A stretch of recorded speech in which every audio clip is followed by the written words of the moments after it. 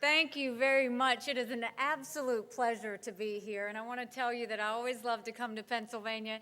I know that some of you know me and some of you don't, so I'm going to talk a little bit about myself and then go into why I'm here.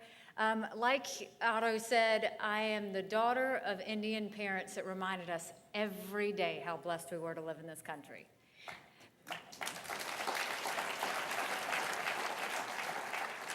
They loved the fact that you could start something, make it as strong and successful as you wanted to, and nothing was going to get in your way. They started a business out of the living room of our home, and 30 plus years later, it was a multi-million-dollar company. But there was never a day that it was easy. I started doing the books for them when I was 13. It wasn't until I got to college that I realized that wasn't normal. But what I can tell you now is they never wanted me to know limitations. They didn't want me to know the limitations of age. They didn't want me to know the limitations of gender. And they didn't want me to know the limitations of being Indian. They said, whatever you do, be great at it and make sure that people remember you for it. So I went on to Clemson, got a degree in accounting, went on and worked in corporate America, and then I came back home to the family business. And the one thing I continued to see time and time again was how hard it was to make a dollar and how easy it was for government to take it. I got incredibly frustrated, and my parents said, don't complain about it, do something about it, and so I decided to run for the State House. I did not know you weren't supposed to run against a 30-year-old incumbent, a 30-year incumbent in a primary. But ignorance is bliss, and I was able to defeat him and got onto the State House and really start to see things at work. I wanted business people in government. I wanted people to remember that elected officials work for the people and not the other way around.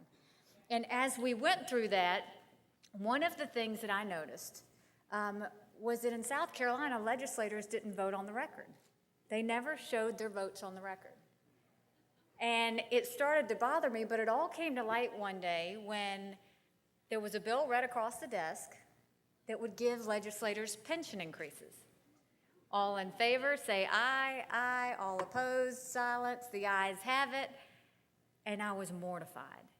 And I went to my Republican leadership, and I said, we are Republicans. I said, I can't believe that just happened. And so I got very upset, and the next day, I went to my Republican leadership and I said, I'm drafting a bill that says anything important enough to be debated on the floor of the House or the Senate is important enough for us to show the people how we vote. And my speaker said, put the bill away. We don't need to have it. We will decide what the public needs to see and what we don't. So I had to make a decision, and it was, do I continue down this path, or do I really take on the establishment and say, let's do something about this? To put it into perspective, my first year in office, I was chairman of the freshman class. My second year, I was named majority whip. My third year, I was on a powerful business committee. And my fourth year, I was subcommittee chair of banking. The year that I wouldn't put the bill away, the year that I fought to get legislators to vote on the record, they stripped me of everything. Now, while they were trying to show my colleagues, this is what we do to someone that steps out of line, I was trying to show my colleagues, this is what happens when we step out of line. Because I was still strong, and I was still standing, and I was very aware of who I worked for, and it wasn't anyone in that State House. Having said that, we went out on the campaign trail, and I went and I said, did you know that of all the bills passed in the House, only 8% are on the record? Did you know of all the bills passed in the Senate, only 1% is on the record?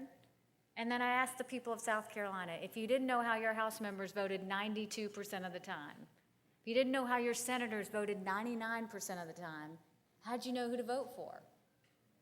Well, it was this big controversial issue, but I couldn't continue to get this momentum going. The senators were saying it was unconstitutional for the people to know how they voted, and it was all this nice little funny excuses.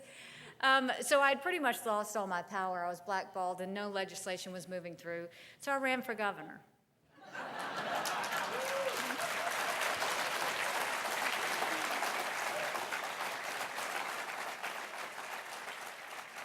I am happy to say that my first year in office, the very first bill that I signed was now every legislator has to show their votes on the record.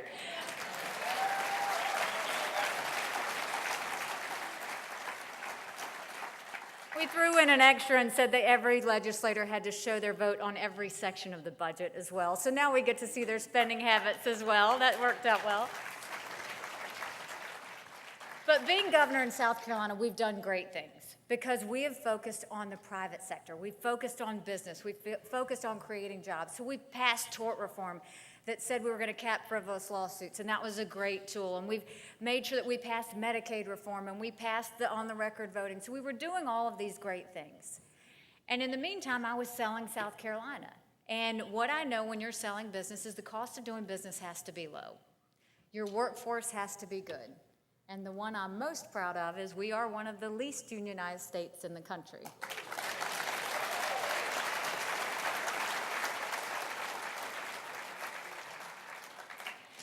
So I knew as governor I was going to have to balance the budget, I was going to have to get jobs, and so as I focused on jobs, we got Continental to make their largest investment and put their first factory in North America in South Carolina. Bridgestone put their largest investment in North America in South Carolina. We had BMW, they just produced their 2 millionth car and added a new product line. So we build things in South Carolina. We build planes, we build cars. We have 3 of the 4 largest tire producers in the world right there in South Carolina. Charleston was just named the #1 tourist destination, so come visit us soon because that was also another win. So all of these great things are going on. But what I didn't know was the hardest part about my job would be the federal government. I spend more time dealing with Washington, D.C. than I do dealing with South Carolina. And let me give you some examples. In South Carolina, we believe that illegal immigration is something we want no part of. So we passed a strong illegal immigration reform bill and said that as the daughter of immigrants, they came the right way, they put in the time, they put in the money, they did it the right way, and we think that that's the way it should happen. We passed the bill, we signed it into law, and President Obama and the Department of Justice stopped us. And they're not letting us pass that through. Then we said in South Carolina, we believe if you have to show picture ID to buy Sudafed, and you have to show picture ID to get on a plane, you should have to show picture ID to protect the integrity of your electoral process.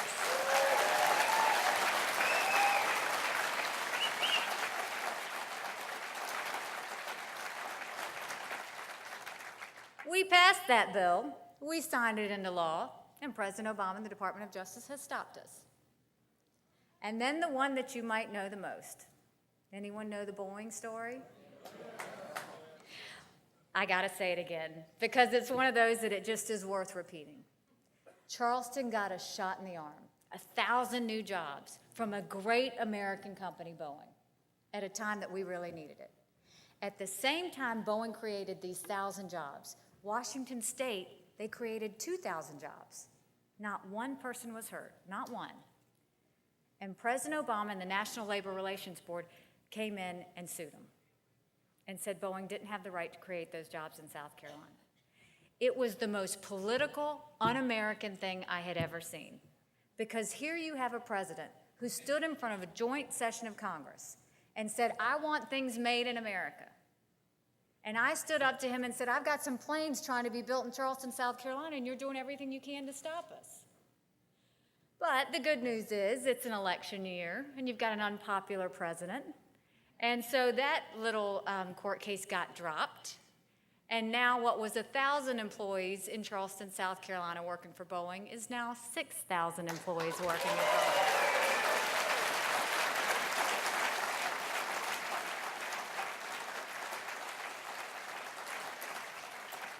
And you can expect those big Mac Daddy planes to be rolling out on the runway later this year, so we are quite excited about that. But when you look at all of those things, this presidency matters.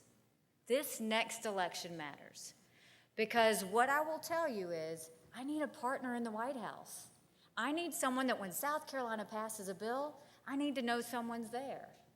So why is a Southern South Carolina conservative governor coming to Pennsylvania? Because I'm going to ask you for a favor. I'm going to ask you for some help. But I'm not going to do it in telling you what to do. I'm going to tell you in what made me decide who I was going to support for president.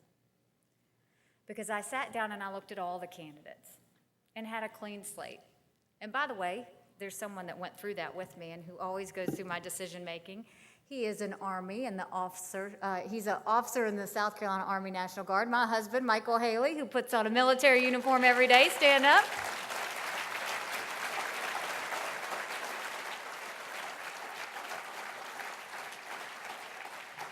So as we were going through this process, there were a few things. We wanted a president that was going to really support the military. Someone that was going to understand you don't go and weaken your military, you make it stronger. You do whatever you can to protect those men and women, and you do whatever you can to protect our country. Mitt Romney supports our military. Thank you. Then I went and I said, okay, if you look at all the chaos that's Washington, D.C., I did not want anyone that had anything to do with Washington, D.C. We've done it. We've tried it. It doesn't work. It's chaotic. The relationships aren't helpful. The minutia isn't helpful. We needed someone that knew that we were going to Washington, D.C. Mitt Romney's not a part of Washington, D.C. I wanted a business person, someone who had been on the other side of government, someone who understood what it was like to see overheads and profit margins, who knew what it was like to see businesses rise and knew what it was like to see businesses fall. For 25 years, I saw Mitt Romney was a successful business person. But everybody in South Carolina knows, and if you've ever met me, it's not about what you say, it's what you do. He was tested a couple of times. One with the Olympics. It was failing, and the whole country could have been embarrassed. But he took a failing Olympics and turned it around and made it a source of pride. He proved it. Then he went on and became governor of Massachusetts, took on a fully Democratic legislature, 85% Democrats, cut taxes 19 times, balanced his budget. I would love to see that in Washington, D.C. right now. That's why I'm supporting Governor Romney. And the icing on the cake of all of that, President Obama has only criticized Governor Romney. He has not talked about any other candidate. He only criticizes Governor Romney because it's the only one he's scared of. He continues to try and egg on whatever they can. So this is an election that I know you all take seriously, because this is an election everybody in this room can agree on the fact we cannot have President Obama for 4 more years. We just can't do it.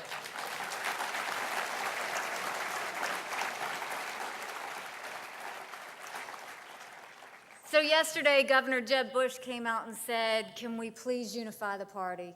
Can we get behind Mitt Romney? Yesterday afternoon, first of all, can I thank you for Pat Toomey? What a great senator with Pat Toomey.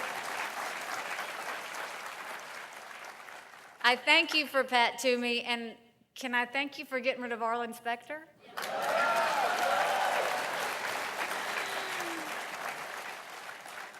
All of that impacts South Carolina one way or the other, and I will tell you that while it took a little while for us to get Pat Toomey, he's doing a great job, and for those that were with him in 2004, I thank you for that.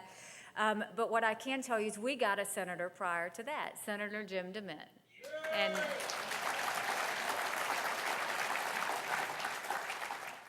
And Senator DeMint yesterday said that he would be excited to see Mitt Romney as the nomination. And so what I will tell you is we're all getting down to the wire, because every day that we don't make a decision, every day that we continue to kind of hash this out, is one more day that President Obama's raising another $1 million. It's one more day that he's raising money, and he's allowing our guys to fight each other, and he's making all of these, he's trying to show that we're in chaos, and we know we're not. We're just fleshing through our candidates, and that's what we do, and it's what we're good at, and it's because we want whichever candidate comes out to be that nominee to be bruised and battered, but ready to take on the charge when it comes to November. I know Mitt Romney is that person. I've seen him with his family. I know him and Ann. They're good people. They have good values. They do the right thing. He is so knowledgeable when it comes to foreign issues and economic issues and everything else that affects us right now. But more than anything, it's not what he says, it's what he's done. I've watched him do it. I've seen it. He's proven it. And from somebody who believes in courage, and somebody who believes in fight, and someone who believes that once you get into office, you prove you deserve to be there, I know that if you give Mitt Romney that chance, he will prove that he deserves to be there. So thank you very much for being kind and letting me come to Pennsylvania today. I do hope that you will have me back, but we are going to be okay. If there's one thing I know, we're all going to be celebrating in November. That I have no doubt of. God bless you. I appreciate it. Of course, is germane to Romney's position on health care, because there's been a lot of discussion, of course, here in Pennsylvania, the impact that Obamacare has on our state budget as well. Yes, no, and that's a great question, because when we kind of narrowed down the field and said, okay, what are we looking for in a presidential candidate? His question was about health care. I sat down with Governor Romney and I said, I'm going to ask you some tough questions. And I said, and I need some straight answers. I said, South Carolina does not want mandatory health care. We can't afford it. And he said, Nikki, day one, I will repeal Obamacare. I will never force anything on the states that needs to happen. So he said he would repeal Obamacare. Then the second thing is, I said, I need to know what you're going to do with our military. He said, I will support our military. He said, and I will never apologize for America. And then number three, I asked him, I said, I need to know if we're trying to pass illegal immigration reform and voter ID. I said, what will you do? And he said, I was a governor, and the will of the people matters. And when the governor and the will of the people is to pass a bill, the last thing the federal government needs to ever do is interfere and get involved in that. So these were all questions that I cared about. And as a conservative governor, I wanted to make sure that we were going to have somebody that was going to stay true to that. So the health care mandate, I will tell you that I personally had him, I mean, he's been on record, he said it, but I believe him, I know it. And I know for the fact there's not a state in this country that can afford Obamacare, not one single state. And the fact that he did do it in Massachusetts, he acknowledges it was only Massachusetts, and it was because it was the will of the people. And we have to remember that states' rights always matter. Thank you.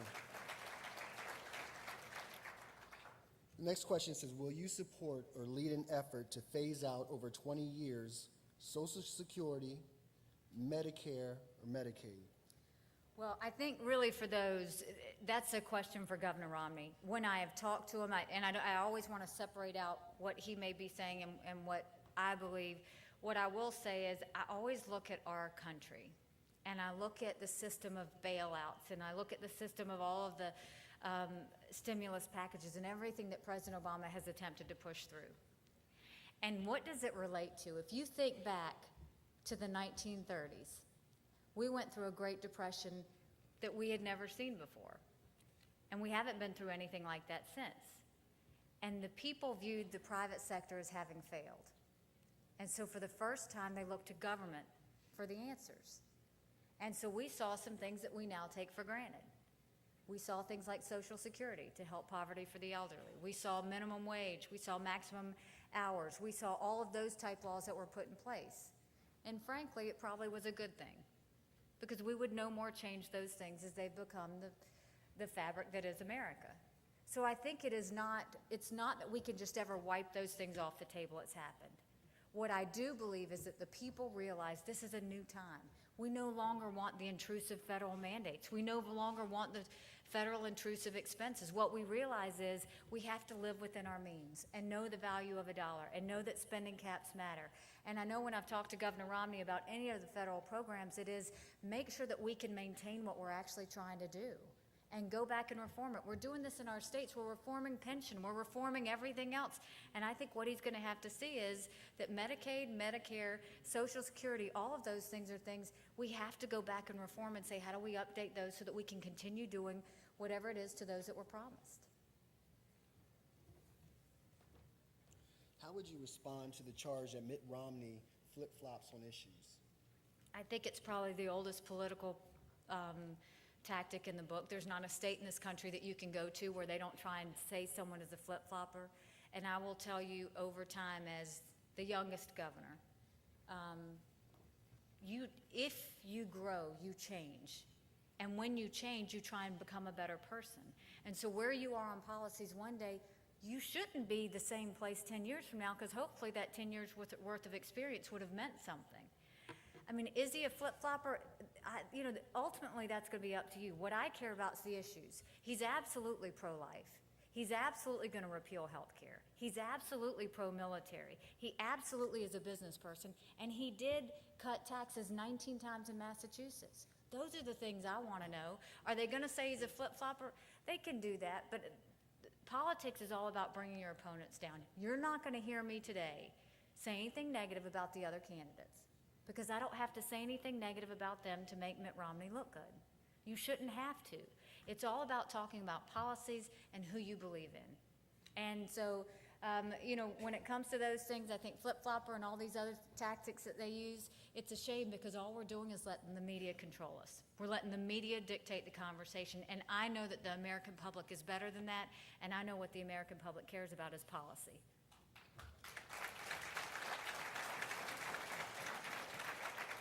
Where is Mitt Romney standing on the pro-life issue?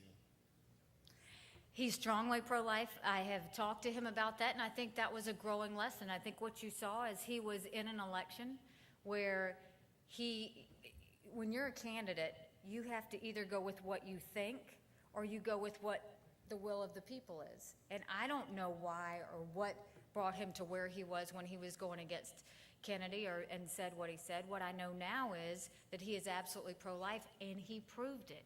He vetoed a bill that would allow stem cell research in Massachusetts. He supported life issues every step of the way his whole 4 years in Massachusetts. So I know for a fact there was never a time where he went against being pro-life as governor of Massachusetts.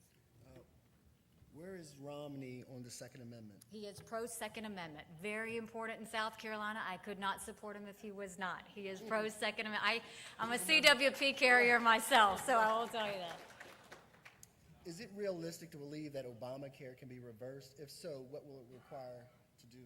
I think that, one is to repeal it, but I think we're going to have to do some work, because the Medicaid rolls that are already in place, mandated by the Obama administration, is something that we as governors are already having to deal with. We're already having to take on so much more. So I think the first stop is to absolutely repeal Obamacare and just make it stop. It is also the reason why we don't just need to focus on who's going to be president. We need to make sure we get a majority in the Senate. We're going to have both of those to make sure that we stop Obamacare.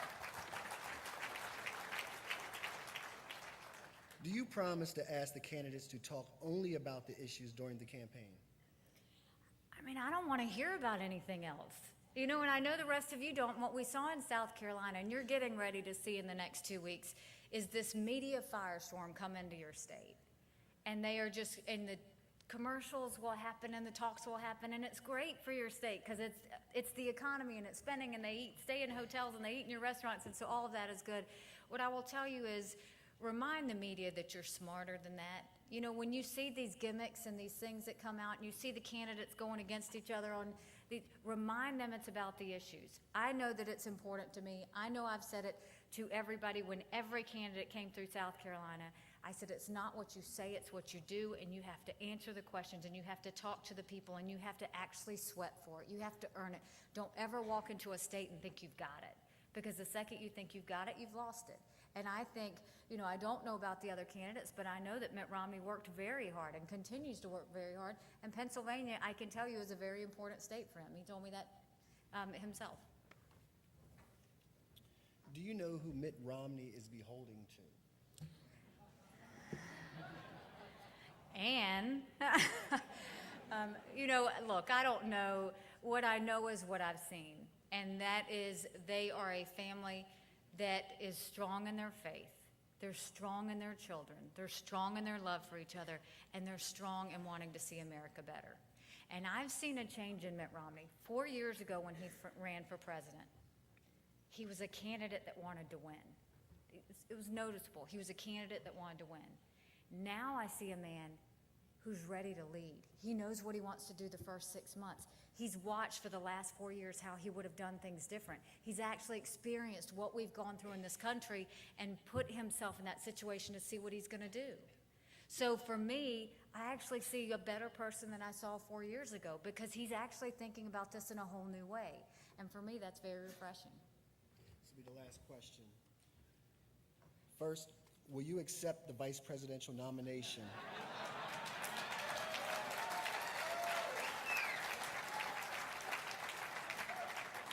And secondly, have you prayed about it, what to say if you're asked to run?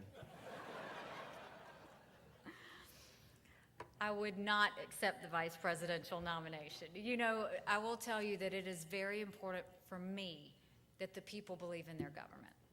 And there's two things. One is I promised the people of South Carolina that I'd be a governor and a good governor, and they've taken a chance on me, and I need to do that and do well. Secondly, there's a lot of great vice presidential candidates. You don't need a one-year governor as vice president. You need somebody that's got some good experience. You need somebody that's really going to bring a lot to the table. And I think we've got a lot of those candidates. I'm not worried about vice president. I just want us to hurry up and wrap this presidential up. But I will tell you, I'm doing this because I care. I really am. There's nothing that I want or need from Mitt Romney outside of to just get out of South Carolina's way. I want the federal government out of our way. Let me run my state. Let me be great at it. And let me prove to the people of South Carolina how great a governor I can be. But